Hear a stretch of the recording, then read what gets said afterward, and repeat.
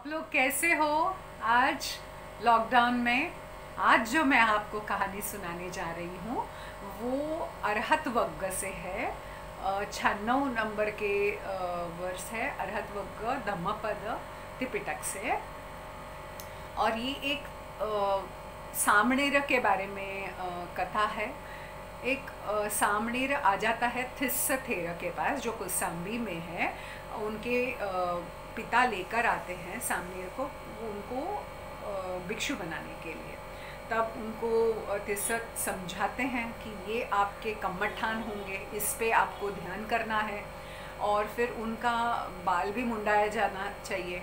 तो फिर उनके बाल का मुंडन होते वक्त ही वो बच्चा, वो सामणेर, वो ध्यान करते करते अरहत भी हो जाता है जब तक उनके बाल का मुंडन हो जाता है। दूसरे दिन तिस्सथेर को ये लगता है कि इस सामणेर का बुद्ध के साथ मिलना ज़रूरी है, इसीलिए बुद्ध उस वक्त जेतवन में थे।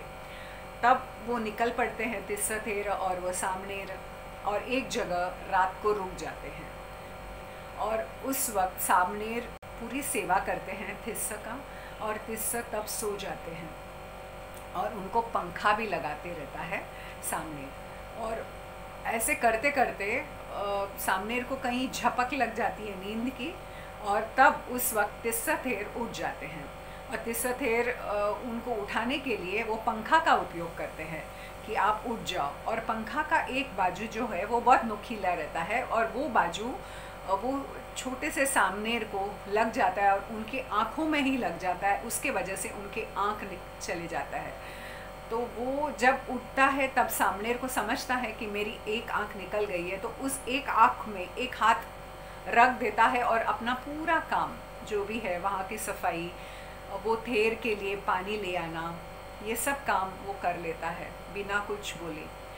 जब थेर को पानी एक ही हाथ से वो लेकर आता है, क्योंकि एक आँख आँखों पर है, तब तिस्सथेर उनको कहते हैं कि नहीं, पानी आपको दोनों हाथ से देना चाहिए। तब देखता है कि इसके आँखों में कुछ तो कठिनाइयाँ है। तब वो पूछता है, तब समझता है कि मेरी ही वजह से, ये पंखे के वजह से उसके आँख चले गए। तब उनको बहुत बुरा लगता है और उनको बहुत समझाता है कि मेरे वजह से ये आपके आँख निकल गए।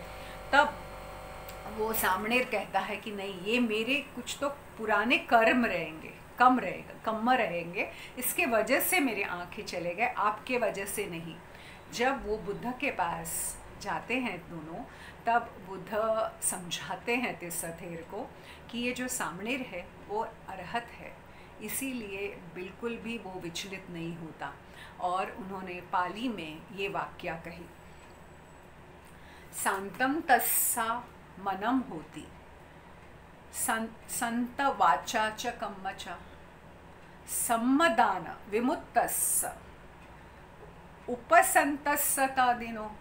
इसका मतलब अरहत जो रहता है वो शांत मन से तो होता ही है, चित्त से होता ही है, लेकिन अपने शब्द से भी, वाणी से भी, और जो कर्म करता है उसमें भी शांत रहता है, क्योंकि वो धम्म को जान लेता है।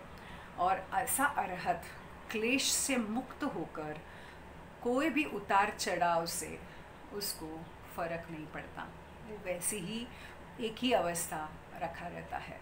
जब हम ये वाक्य सुनते हैं बुद्ध के, और ये कहानी सुनते हैं बुद्धकालीन वक्त के सामणेर का, तो हमें समझ में आता है कि हम कितना विचलित होते हैं कुछ भी उतार चढ़ाव में। तो हमको हमारे मन को संतुलन में लाना ये हमारे हाथ में है, क्योंकि बुद्ध ने भी कहा है कि अत्ता ही अत्तनो नातो, हम खुद के स्वामी हैं। तो हमें अपना जो भी संकट आए या बहुत खुशी आए, हमको अपने मन को एक ही जगह पे स्थिर रखना चाहिए। आप सबका मंगल हो, सबका कल्याण।